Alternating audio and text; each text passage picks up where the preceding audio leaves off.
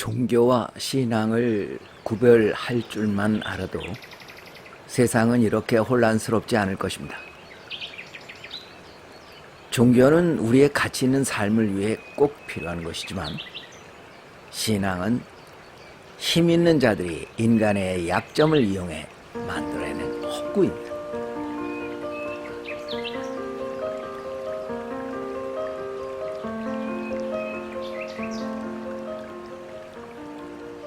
세월이 갈수록 사람들은 종교로부터 점점 멀어지고 있습니다. 하지만 누구를 막론하고 인간의 가슴 속에는 종교가 자리 잡고 있다는 것을 알고 계신지요? 오늘 제가 이야기하는 종교는 여러분이 신봉하는 신앙과는 전혀 다른 것입니다. 종교와 신앙을 그것이 서로 다르다는 말을 듣고 당장 수긍하기는 어려울지도 모릅니다. 우리는 오랜 세월 신앙을 곧 종교라고 가르침받고 살아왔기 때문입니다. 하지만 지성인이라면 종교와 신앙 정도는 구별할 수 있어야 합니다. 진리를 깨우치고 싶다면 말입니다. 신앙은 그것이 무엇이 되었든 그것을 믿고 의지하면 성립이 됩니다만 종교는 그런 것과는 전혀 다릅니다. 종교는 믿음과는 상당한 거리가 있음을 알려드립니다. 인간에게는 왜 종교가 필요하며 우리는 왜 신앙에 빠져들까요? 첫째, 우리는 우리 스스로 해결할 수 있는 일과 불가능한 일에 대해 알려고 하지 않기 때문이며, 둘째, 스스로 자기 자신을 평가절하하며 살기 때문입니다. 다시 말하지만 종교와 신앙의 차이는 글자만 음미해봐도 금방 알 수 있습니다. 종교는 으뜸이 되는 가르침을 말하는 것이고 신앙은 믿어서 우러르는 것, 즉 복종을 가리킵니다.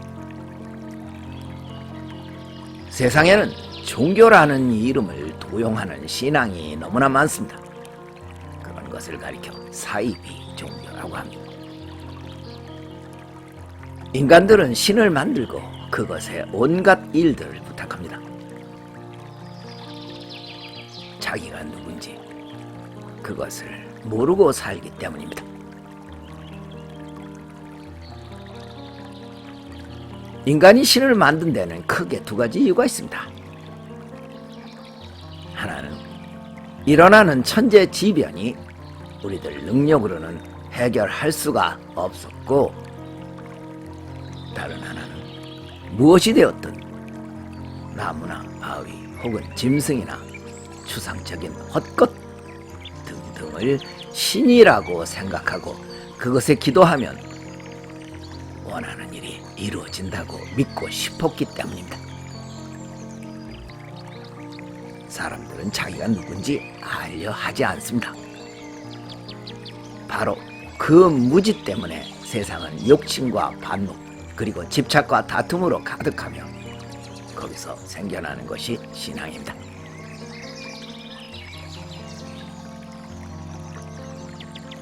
종교와 신앙을 구별할 줄만 알아도 세상은 이렇게 혼란스럽지는 않을 것입니다.